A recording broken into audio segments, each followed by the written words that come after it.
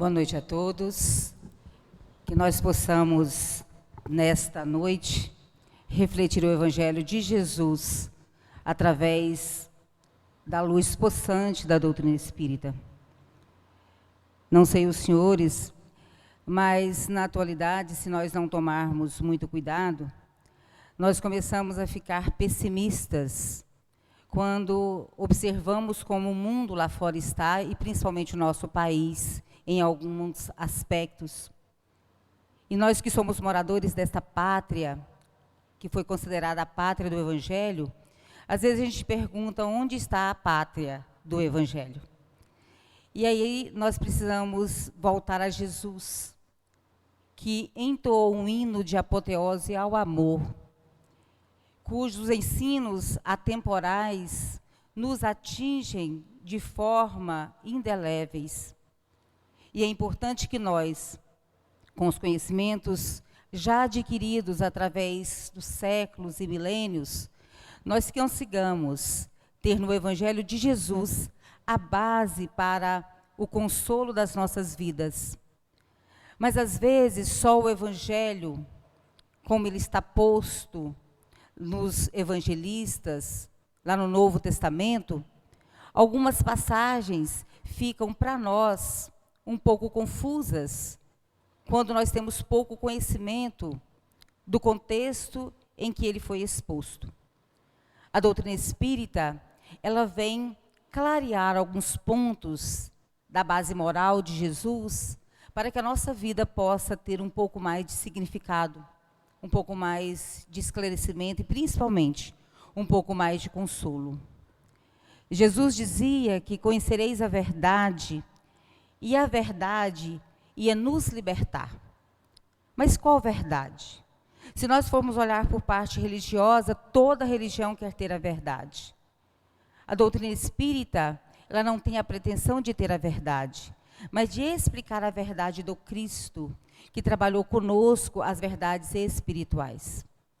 Jesus, na sua curta passagem pelo planeta Terra, ele trouxe a lei de amor como base e a verdade sobre o espírito, sobre a vida espiritual, como novo paradigma para os seres que aqui habitávamos e habitamos.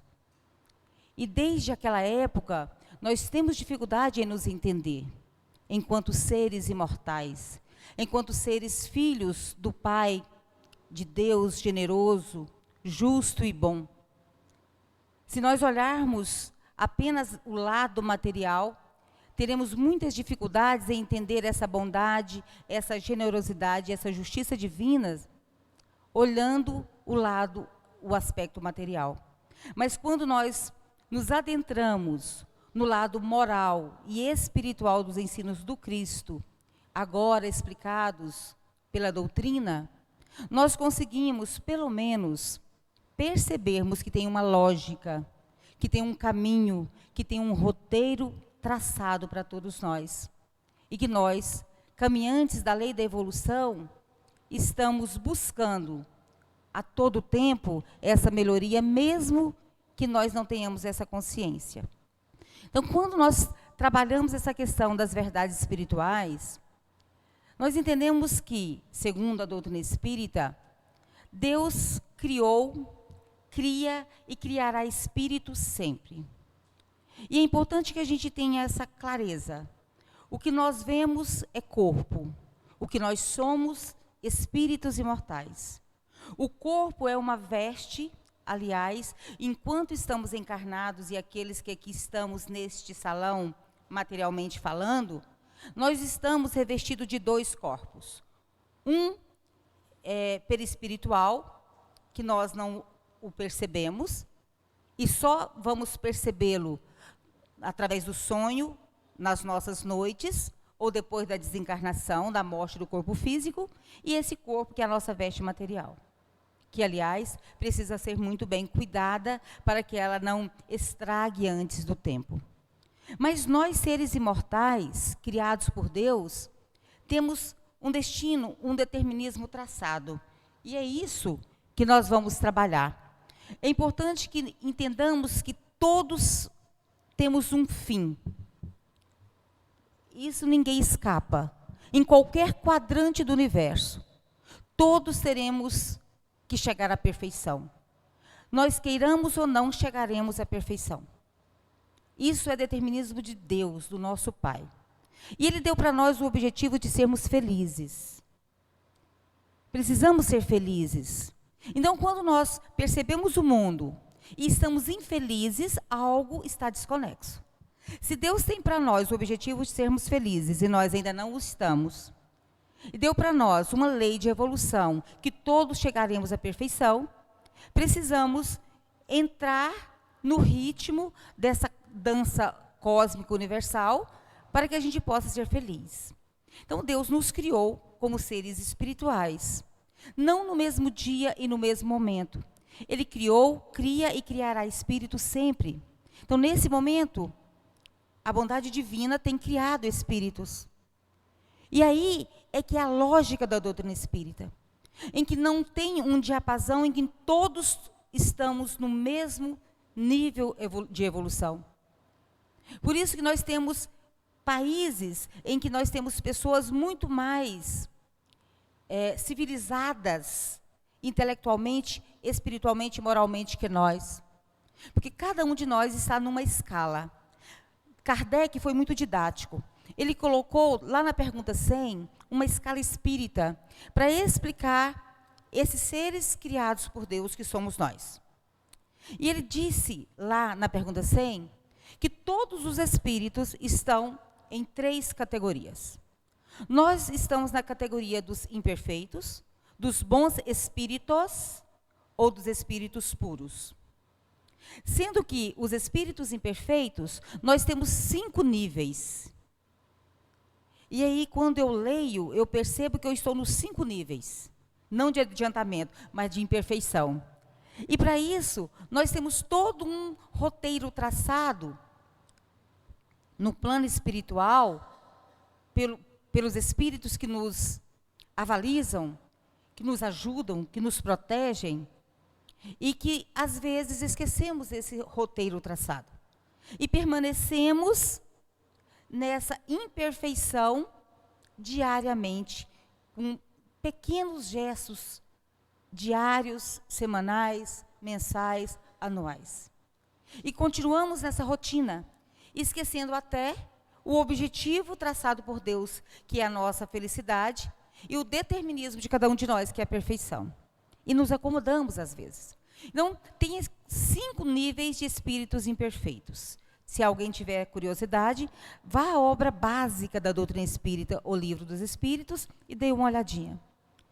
Quando nós passamos do nível de imperfeição, e só conseguiríamos passar de nível através da multiplicidade de existências, que na doutrina espírita chamamos de reencarnações, nós passaremos para o 2º nível, que é o nível de bons espíritos. A 2ª categoria. Nessa categoria, são 4 níveis. Então, nós levamos mais um bom tempo, milhares de anos, para mudar para o último nível, que é de espíritos puros. E já tem estudos que falam que quando chegarmos, e isso não é no planeta Terra, é em todas as moradas do Pai nesse universo, que quando nós chegarmos a sermos espíritos puros, nós ainda começaremos novo nível de pureza, nível 1, nível 2, nível 3. Mas como é muito longe para nós, vamos voltar para o nosso nível de imperfeição, que são os 5 primeiros níveis. Então, Deus, recapitulando, nos criou como seres espirituais, cria espíritos sempre. Por isso, a diversidade dos seres, do gosto, dos interesses, de orientações, de intelectualidade, de moralidade. Porque nós não fomos criados ao mesmo tempo, na mesma estufa. Deus tem nos criado sempre. E como nós temos esse caminho a ser traçado, e aí é que vem a diferença. Quando eu, Ana, era criança, às vezes eu me perguntava por que tinha tanta diversidade. E por que Deus, sendo tão bom, tão justo, tão generoso, como minha mãe nos dizia, deixava tantas pessoas nascerem na miséria, tantas pessoas nascerem com deficiências graves, com dificuldades de aprendizagem, sendo que outros são intelectuais, verdadeiros gênios. Uns nascem na opulência, outros na miséria total. Então, quando nós entendemos que a vida não começa no berço, nem termina no túmulo, quando nós entendemos que Deus é justo e que possibilita a todos nós as oportunidades de ir e vir, como nós pais oportunizamos para os nossos filhos a oportunidade de ir à escola, terminar um ano, volta para casa, preparamos tudo para o outro ano, até chegar à graduação e muito mais aí depois pela frente, Deus possibilita para nós isso também. Então, quando nós entendemos que Deus nos criou, quando nós nos entendemos que Deus traçou para nós um determinismo da perfeição e deu para nós o caminho através das múltiplas existências, deu para nós as habilidades e competências para que nós as desenvolvêssemos, cabe a nós, então, a responsabilidade de todos os nossos atos. Então, Deus deu para todos nós as mesmas oportunidades. Senão, Ele não seria justo. Agora, como nós usamos dessas oportunidades é que faz a diferença. E aí, no estudo de hoje, nós vamos tentar abordar exatamente esse caminho. Como é que se dá no plano espiritual e no plano encarnado a organização das nossas experiências individuais, particulares, para que nós possamos entender as nossas famílias, aqueles que convivem conosco. Quando criança, o meu sonho era ser filha do meu tio, um tio meio torto, porque ele cantava. E eu achava a coisa mais linda quando ele reunia com os filhos e todos cantavam. E eu pensava, mas por que meu pai não canta? Então, eu tinha aquela lacuna da música, até hoje não sei cantar nada. E acho lindo quando eles se reúnem para cantar. Quando a doutrina espírita chegou na minha vida, eu descobri que a música veio bloqueada na minha existência, mas que outros canais vieram com a possibilidade de serem desenvolvidos. Então, Deus criou para todos nós esse determinismo. Quando Ele nos cria, enquanto seres espirituais, Ele possibilita para nós as dimensões para que nós consigamos desenvolver as nossas habilidades. Com a doutrina espírita, nós não deixamos de sofrer, de forma alguma. Não deixamos de ter dor, de forma alguma. Mas nós, pelo menos, compreendemos por que a dor chega na nossa vida. E como é que eu posso conviver com essa dor, com as situações, e não é só a dor física, essa que nós buscamos o médico para tentar entender essas questões. Mas as nossas dores morais, as nossas dificuldades. Muitos de nós trazemos na nossa programação espiritual um sexto sentido, que é o da mediunidade, e que às vezes, sem entender o processo desse intercâmbio, dessa ligação do mundo espiritual com o mundo material, através desse instrumento, nós ficamos meio atordoados. Então, a doutrina espírita faz isso conosco, de explicar. Então, todos nós aqui, possivelmente, já temos alguém muito amado, que não está mais fisicamente ao nosso lado. Ou seja, em doutrina espírita nós falamos desencarnação. Desencarnou, ou seja, o corpo de carne morreu e nós continuamos vivos, como seres espirituais, habitando aquele outro corpo que nós falamos, que em doutrina espírita chamamos de perispírito. Que aí fora fala de, por exemplo, no Evangelho fala de corpo astral. O corpo astral nada mais é do que esse outro corpo que nós temos, chamado perispírito. E que registra todas as nossas experiências atuais e pregressas. e, em última instância, nós temos os nossos arquivos todos, desde que fomos criados há milhões de anos, guardados no nosso inconsciente. E que de vez em quando temos flashes, de cá ou de lá. Vamos entender isso aí. Então, nesse momento, nós que aqui estamos no mundo material, na dimensão material. Mas aqui nesse salão, algumas pessoas que têm a mediunidade têm a possibilidade de perceber uma outra dimensão, que é a dimensão espiritual. E enquanto nós não chegarmos àquela terceira categoria de espíritos puros, enquanto nós estivermos na categoria de imperfeitos ou bons espíritos, nós temos que reencarnar milhares e milhares de vezes. Ou seja, o corpo morre, é enterrado, nós continuamos vivos, vamos para o mundo espiritual. Ficamos um tempo, através de experiências no plano espiritual, de estudo, de observação, de reflexão, de experiência, de vivência espiritual no plano espiritual, e retornamos para o mundo material. E estamos fazendo isso há milhares e milhares e milhares de anos. Então, hoje, por exemplo, algum de nós pode ser que retorne ao plano espiritual. Esse plano espiritual em que nós temos que ir e vir enquanto estamos ainda com imperfeições, é chamado de erraticidade. E no 6º capítulo de O Livro dos Espíritos, Kardec trabalhou do tema que é a nossa fala de hoje, que é a escolha de provas. Para entendermos por que eu estou com essa esposa ou com esse companheiro, por que eu tenho esses filhos, por que eu estou nesta profissão, por que eu estou habitando um corpo com esta cor ou nesta raça, por que eu habito determinado país. Então, na pergunta 258, nós tivemos, então, uma pergunta fenomenal de Kardec.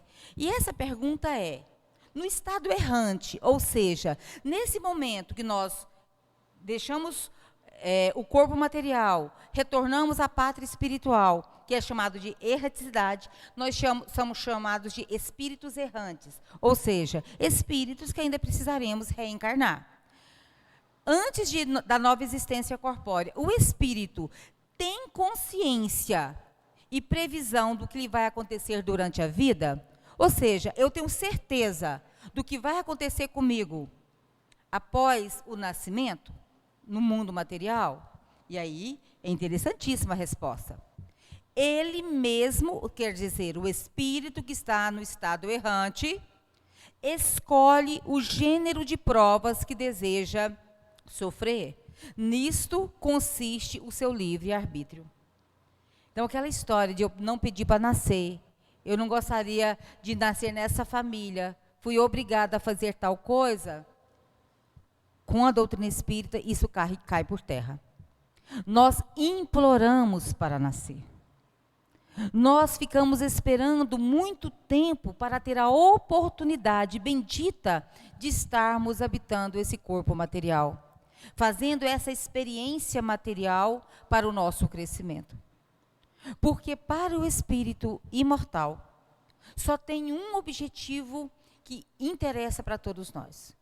Esse ir e vir tem como objetivo sermos felizes. E para sermos felizes, precisamos mudar o lado que não nos faz feliz para o lado que nos deixa feliz. Ou seja, precisa haver uma educação dos nossos sentimentos. Precisa haver uma transformação daquilo que em psicologia chama-se de sombra, daquele lado que nós gostaríamos de esconder até de nós mesmos. E que em doutrina espírita fala que tem uma raiz, na pergunta 913, ela fala que a raiz dessa sombra, desse lado negativo que todos temos, é chamado de egoísmo. É a raiz de todo o nosso arcabouço de sofrimento. Porque ele é pai da vaidade, ele é pai do orgulho, que nos deixa às vezes enfurecidos, que nos deixa às vezes depressivos. Porque no fundo, lá no fundinho de uma crise nervosa, depressiva, muitas vezes, nós não estamos generalizando, mas muitas vezes é o nosso orgulho, o nosso egoísmo que foi atingido. E que nós queremos esconder de nós mesmos, né? Então, o gênero de provas que nós estamos vivenciando foi escolhido por nós mesmos. E se não foi por nós, foi por alguém que nos ama muito, que nos ajudou a escolher, a resolver os nossos problemas. Daqui a pouco, nós chegaremos numa imagem que tem numa colônia espiritual muito famosa no meio espírita, chamado Nosso Lar. E nós vamos dar uma olhadinha nesse departamento. Aí tem essa outra pergunta, que é: se o espírito escolhe o gênero de provas que deve sofrer, todas as tribulações da vida foram previstas e escolhidas por nós? Quer dizer, Kardec foi radical. Quer dizer, tudo que nos acontece, mas tudo mesmo, já foi previsto no plano espiritual? E aí os espíritos desencarnados têm um bom senso danado. Eles disseram: todas não. Não se pode dizer que escolhestes e previstes tudo o que vos acontece no mundo, até as menores coisas. Escolhestes o gênero de provas. Os detalhes são consequências da posição escolhida e frequentemente de vossas próprias ações. Só os grandes acontecimentos, aqueles que influem no destino, estão previstos. Olha como isso é verdadeiro. Escolhemos, por exemplo, aquele companheiro que dividiria conosco a experiência física. Esse foi um gênero de prova. Por isso que em 7 bilhões de espíritos encarnados, por que é que eu, no meio de 7 bilhões, olhei para aquele dito cujo carcará e falei: nossa, é o homem mais lindo da Terra, não tem uma imperfeição. Depois que a gente casa, aí começam a cair as máscaras, as nossas e a do companheiro, e a gente percebe que não tinha nenhuma princesa e nenhum príncipe. Ao contrário, a lagoa estava cheia de sapos, né?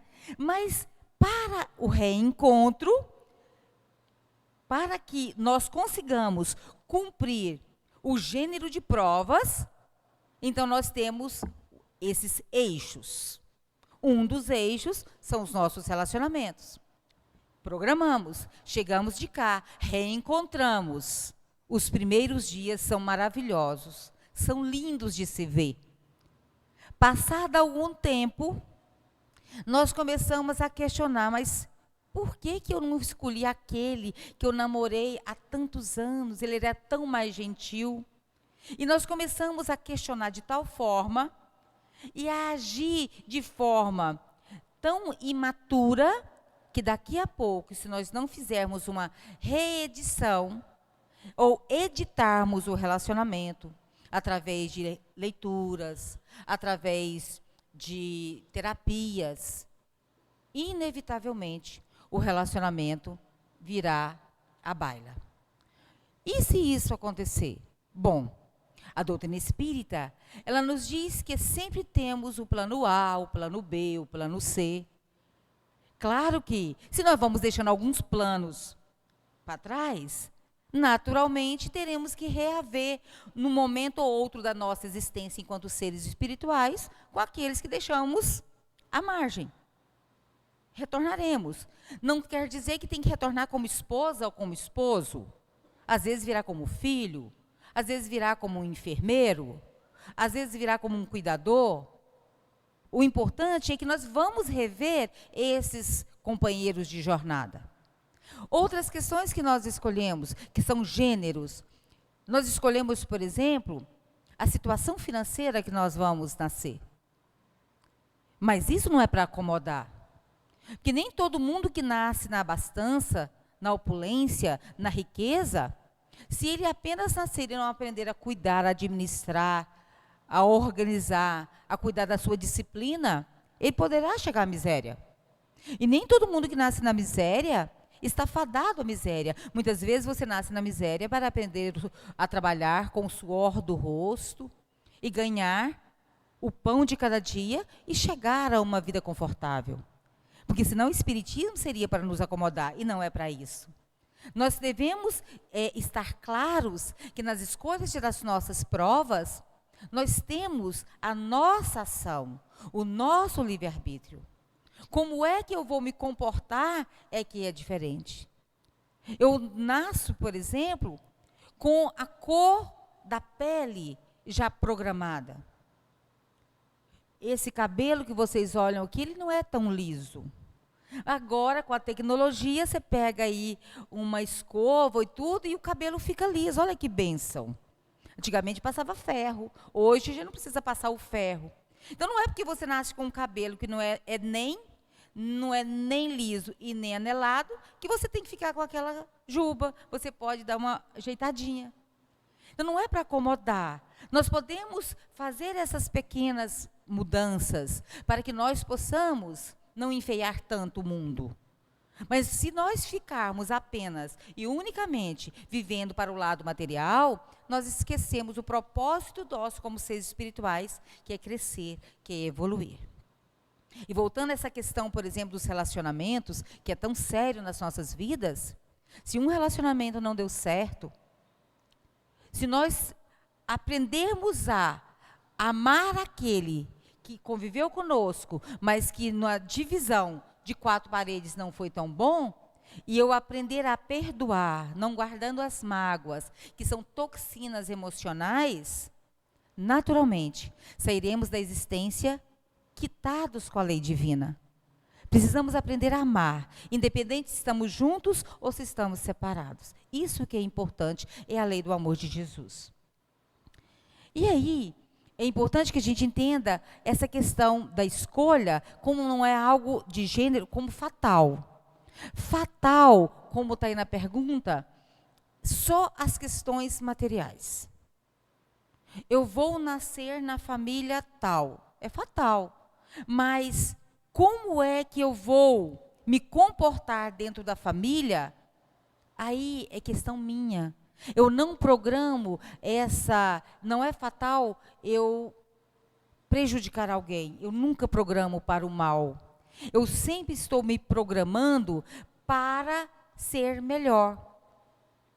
E a permissão divina é assim. Mesmo que no plano espiritual você tente enganar a você mesmo, Deus, na sua infinita bondade, deixa você se enganar. Porque Ele sabe que, ao chegar de cá, não é tão simples assim. Mas vamos lá. Eu, particularmente, gosto muito dessa imagem, porque é como se nós tivéssemos uma arara, e de lá nós estivéssemos escolhendo o nosso corpo ou as nossas provas. E não sei se vocês observam, mas tem aí o mentor espiritual, o avalista da encarnação, e ele vai escolhendo, não é por beleza apenas, porque quando nós estamos no plano espiritual, nós temos uma diferença brutal de quando estamos aqui no plano material. No plano material, nós escolhemos pela aparência, pela facilidade, por mais rápido. Tanto é que nós adoramos fast food, que é rápido. Se for para a gente ir ao restaurante esperar 20 minutos, a gente já acha que está demorando demais. No plano espiritual, não é bem assim. De lá, ele acha que já está bastante desenvolvido em termos de maturidade, e ele quer escolher muita coisa ao mesmo tempo. E aí, os nossos mentores espirituais, aqueles que são os nossos anjos da guarda, falam, cuidado, vamos do menor para o maior, vamos escolhendo devagar. Se você escolhe uma prova, já é difícil, imagina você escolher 5 provas. Você pode fracassar na existência, nas provas, você não vai retroagir, mas vai estacionar e vai chegar de volta daqui 70, 80, 90 anos com uma ideia de fracasso. Então, de lá, eles querem o bom senso. Então, se eu tenho algum débito, algum problema na área, por exemplo, física, e eu quero reparar como alguma deficiência física, Ele fala, olha, vai com a deficiência, mas vai com o resto tudo normal, para que você dê conta de levar tranquilamente esse problema da deficiência física. Quando nós trazemos tudo normal, tudo sem nenhuma deficiência, nenhum dedinho torto, aí às vezes nós trazemos, por exemplo, uma dificuldade às vezes na aprendizagem, para que a gente possa educar a nossa vaidade e assim por diante. Então, de lá, nós achamos que vai ser tudo fácil. De cá, nós entendemos que não é bem assim. Quando nós precisamos trabalhar 8 horas, ou às vezes até mais de 8 horas por dia, a gente vai, ai, que vontade de ganhar na loteria. Para que eu nasci pobre? Quer dizer, de lá eu falei, não, eu vou nascer para ser um funcionário público, para ganhar aquela merrequinha no final do mês, para eu ter a disciplina de dar conta de pagar as minhas contas, de não ter o meu nome sujo, para que eu consiga ter uma vida regrada e não ser alguém que vá desperdiçar oportunidades. Mas quando a gente chega aqui, nós temos tanta programação além, que às vezes nos endividamos. E ainda reclamamos da prova que escolhemos. O espírito, então, poderá escolher o tipo de provas que atravessará. Essas escolhas se dão ao nível de probabilidade, podendo haver alterações. Como? Nem tudo que a gente programa de lá, nós vamos, às vezes, cumprir de cá, por algumas circunstâncias. Se eu sou aquele aluno, que eu tenho um ano inteiro para passar de ano, mas eu chego em setembro, e tem muito aluno que consegue fazer isso. Eu chego em setembro, já tenho notas para passar, eu posso fazer um cursinho extra de inglês. Eu posso fazer um intensivão para o Enem, além daquilo que eu já tenho normalmente. Então, eu dei uma alterada, porque eu consegui condições através do meu esforço para isso. Todos os dias nós saímos do corpo e encontramos o nosso mentor espiritual. E ele, então, às vezes fala assim, Ana, cuidado. Se você não começar a correr atrás do prejuízo, você poderá ter um fracasso nessa área. Ele nos alerta. Ele não faz por nós, mas nos alerta. Às vezes fala, Ana, vai ser melhor que às vezes você fique privada dessa situação para que você dê valor na outra, na própria existência. E eu poderia, e isso é uma pergunta de O Livro dos Espíritos, já programar a próxima existência? Posso. De que forma? Com as mudanças de atitudes de agora. Porque nós somos a melhor experiência nossa nesses milênios. Se eu não quero ser como eu sou hoje, não é fisicamente, mas espiritualmente, feliz ou infeliz. Se eu já sou feliz, que bom. Mas se eu sou infeliz e eu quero ser mais ainda digno, moralmente falando, melhor, mais feliz, basta mudança de atitude. Eu teria uma vida muito mais de opulência espiritual no futuro, com certeza. O que estamos vivendo hoje é produto de nossas escolhas. Tudo. Decisões e, portanto, é responsabilidade nossa. A não ser aqueles que trazem bloqueadas as possibilidades de escolha, alguém que ama, escolhe. É igual a criancinha. Até uma certa idade, os pais fazem essa tarefa por ele. Depois ele mesmo começa a escolher o que ele quer para comer, para vestir e assim por diante. Mas nós somos a escolha. A roupa que nós estamos vestindo hoje é uma escolha nossa. O corte de cabelo que nós temos, a alimentação que nós fizemos, são escolhas nossas. Isso é importante que a gente entenda nesse processo todo. Então, o que orienta o espírito na escolha das suas provas? O que me orientou e orientou a cada um de nós? É importante. É uma das perguntas mais chaves para a gente entender por que tem gente presidente, por que tem gente em funções ditas de menos importância para o mundo material, mas que para o espírito, às vezes, é muito mais importante do que aquelas que são vangloriadas aí pela mídia e pelas pessoas. O espírito escolhe as que podem servir de expiação para pagar dívidas, segundo a natureza de suas faltas, e fazê-lo adiantar mais rapidamente. Uns podem impor-se uma vida de misérias e provações. Outros querem experimentar as tentações da fortuna e do poder. Outros, enfim, querem ser provados nas lutas que terão de sustentar no contato com o vício. E é fácil ser rico? É muito difícil. Você tem que escolher entre um quadro de 40 milhões e um quadro de 1 milhão. Ah, dificuldade. Então, nós temos essa dificuldade para nós, enquanto seres espirituais. Como é que eu vou dar conta de me disciplinar tendo muito? E o poder, e a beleza, e a feiura, e a miséria. Cada um de nós traz esses arquivos. Nenhuma situação é fácil para o espírito quando ele está encarnado. Nenhuma.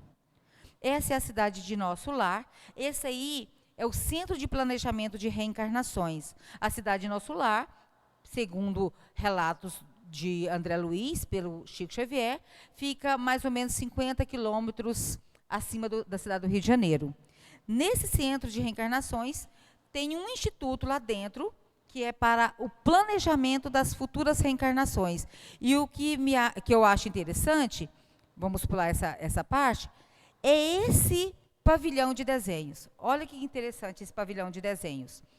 Nesse pavilhão de desenhos, aqueles espíritos que já têm maturidade para escolher a sua prova, ele fala, olha, gostaria de nessa existência estar com uma deficiência nas paratireoides, por exemplo, nas tireoides, e para vir com um corpinho mais avantajado, para que eu aprenda a disciplina da alimentação e assim por diante.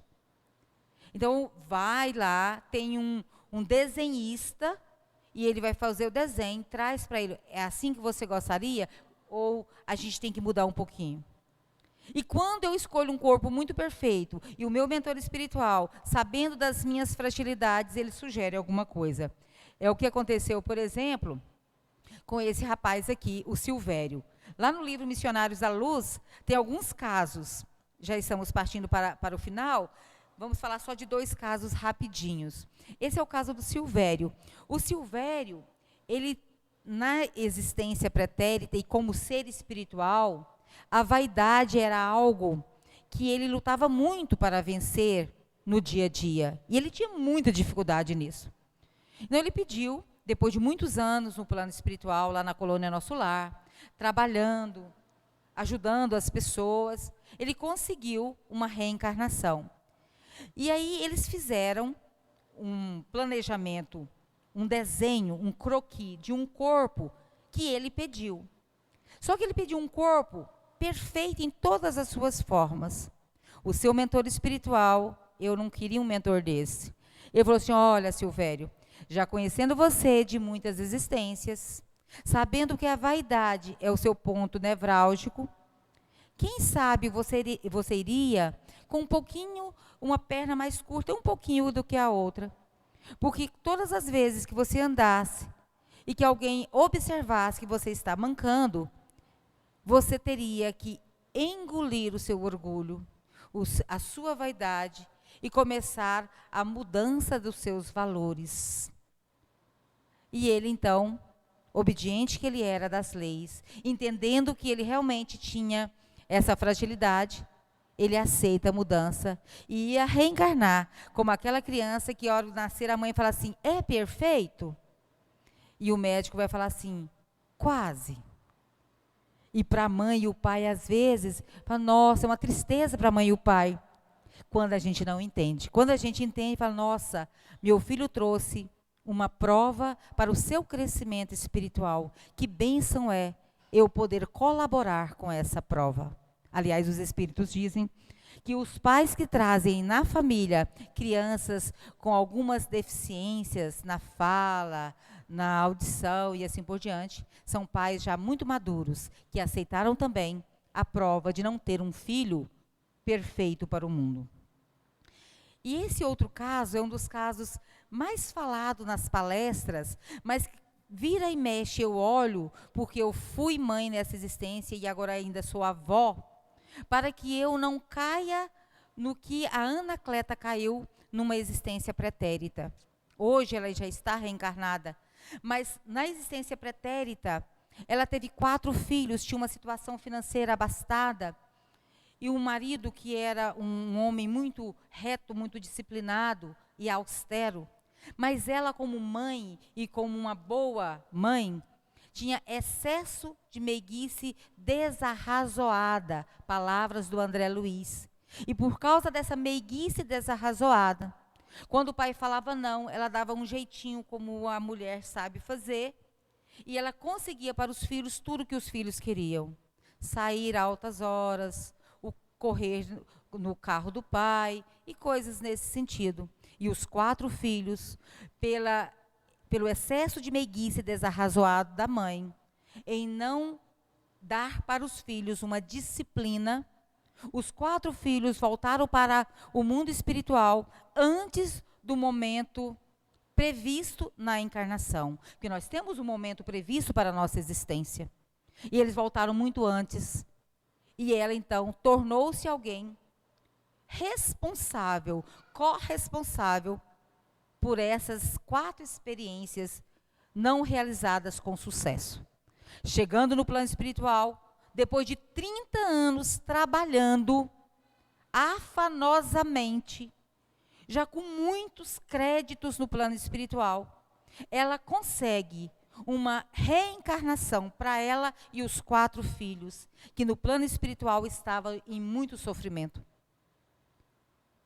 Ela então consegue a reencarnação. E ela estava muito feliz conversando ali com os mentores espirituais. Ela traria na existência a miséria, para que os filhos agora corressem atrás da disciplina mental, emocional e espiritual. E para que ela pudesse, como ser espiritual, trabalhar com o suor do rosto para adquirir o sustento. E os 4 filhos nasceriam da seguinte forma: 2 deles seriam paralíticos. O terceiro deles seria débil mental. E a 4ª filha, que seria aquela que ajudaria na velhice, ela seria o que nós chamamos hoje na medicina de bipolar. Podem imaginar como seria a experiência desta mulher? É aquela experiência daquelas mães que a gente vai falar, meu Deus, é uma santa, porque ela já tinha se transformado. Ela era uma mulher com muitos créditos, e ela era uma mulher que tinha muitos valores espirituais. E ia trazer os 4 filhos problemas, para que ela pudesse se educar na meiguice desarrazoada. Então, que nós